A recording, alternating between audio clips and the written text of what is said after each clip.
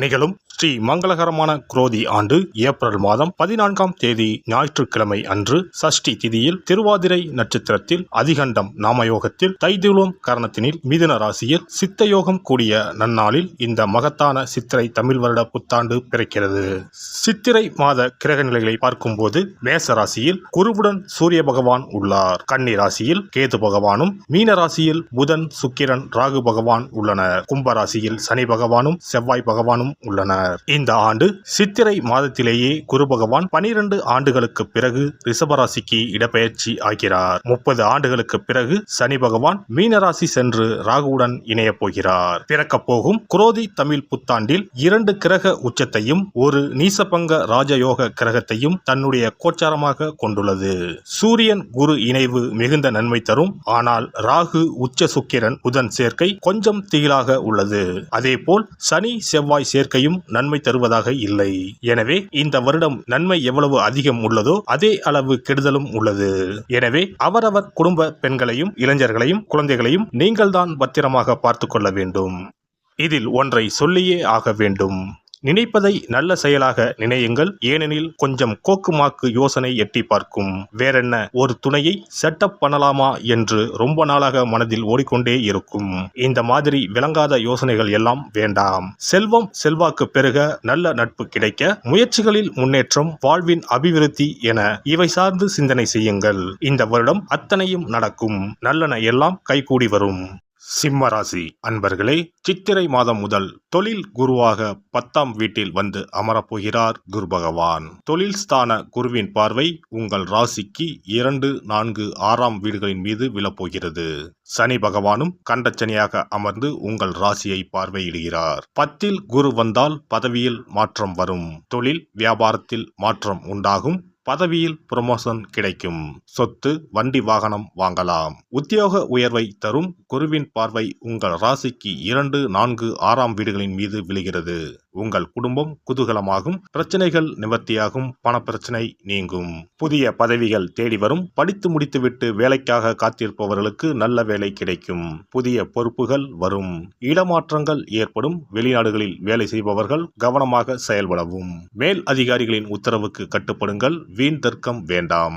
வீடு, நிலம் வாங்கலாம். வீடு கட்டி கிரகப்பிரவேசம் செய்யலாம். குரு பார்வையால் குடும்பத்தில் சுபகாரியம் நடைபெறும். 4ஆம் வீட்டில் குரு பார்வை விழுவதால் வேலையில் இடமாற்றம் ஏற்படும். சுகமும் சந்தோஷமும் ஏற்படும். சிலருக்கு வீடு மாற்றம் நிகழ வாய்ப்பு உள்ளது. 6ஆம் வீட்டில் குருவின் பார்வை விழுகிறது. கடன் பிரச்சனைகள் நீங்கும். எதிரிகள் தொல்லை நீங்கும்.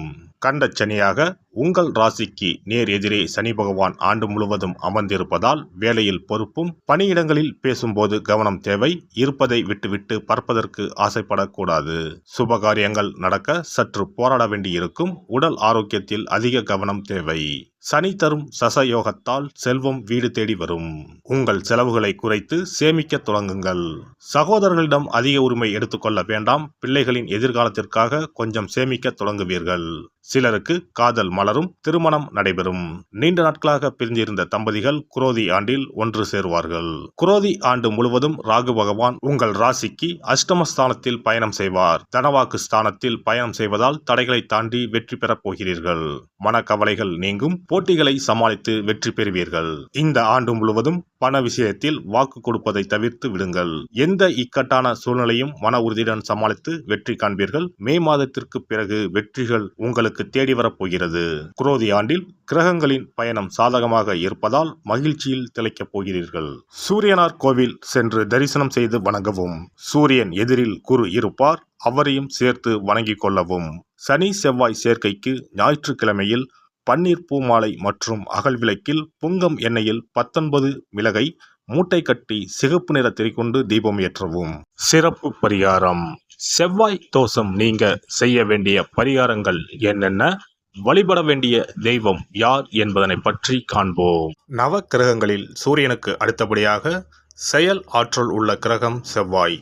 ஆளுமை திறன், ஆற்றல், வீரம், அதிகாரம் செய்தல், வளைந்து கொடுக்காத தன்மை, தர்மம், நீதி, நேர்மை, நியாயம் போன்ற அம்சங்கள் கொண்ட கிரகம் செவ்வாய். செவ்வாய் பலமாக இருந்து நல்ல ஆதிபத்தியம் பெற்று அவரது தசை நடக்குமானால் சகோதர சகோதரிகள் மூலம் பெரும் அனுகூலம் ஏற்படும். பெரிய பதவிகளில் உள்ளவர்கள் தொழில் அதிபர்களின் தொடர்பு கிடைத்து அதன் மூலம் முன்னேற்றம் உண்டாகும். பலமற்ற ஆதிபத்தியம் பெற்று தசை நடக்குமானால் கீழே விழுவதும் அடிபடவும் நேரிடும். வாகன விபத்துக்களை சந்திக்க நேரிடும். இரத்த காயங்கள், வெட்டுக்காயங்கள், இரத்த சம்பந்தமான நோய், சித்தப்பிரமை, தலையில் அடிபடுதல் போன்றவற்றை ஏற்படுத்துவார் செவ்வாய் பகவான். வீண் வழக்குகள், சண்டை சச்சரவுகள், மறைமுக நேர்முக எதிரிகள், பொருள் களவு போகுதல், செய்தொழில் வியாபாரத்தில் திடீரென்று பெருத்த நஷ்டம், அரசாங்க கெடுபிடி, பதவி இறக்கம், மறைந்து வாழும் சூழ்நிலை என்று பலவகை இன்னல்களை உருவாக்குவார். செவ்வாய் முதலான தோஷங்கள் அனைத்தும் நீங்க அவரின் அருளை முழுவதும் பெற செவ்வாய்க்குரிய அதிதேவதையான முருகனை வழிபடுவதும், கோதுமை ரொட்டி, வெள்ளை எள் கலந்த இனிப்பு பலகாரங்கள், துவரை போன்றவற்றை ஏழைகளுக்கு தானம் கொடுப்பதும் நல்லது.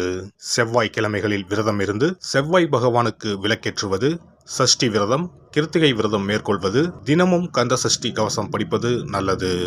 மேலும் செவ்வாய்க்குரிய கல்லான பவளக்கல்லை மோதிரத்தில் பதித்து அணிவது, சிவப்பு நிற ஆடையை அணிந்து கொள்வது, செப்பு பாத்திரங்களை உபயோகிப்பது போன்றவற்றால் செவ்வாயால் உண்டாகக்கூடிய தோஷங்கள் குறையும்.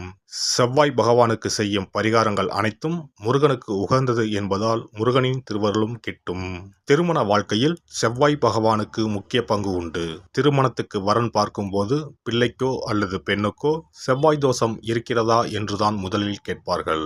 அந்த அளவுக்கு செவ்வாய் தோஷம் மிகவும் முக்கியமானதாக பார்க்கப்படுகிறது. ஒருவரின் ஜனன ஜாதகத்தில் லக்னம், சந்திரன், சுக்கிரன் ஆகியோருக்கும் செவ்வாய் இருக்கும் இடத்திற்கும் உள்ள தொடர்பை கொண்டுதான் செவ்வாய் தோஷம் ஒருவரின் ஜாதகத்தில் எந்த அளவுக்கு வலிமையாக இருக்கிறது என்பதை கணிக்க முடியும்.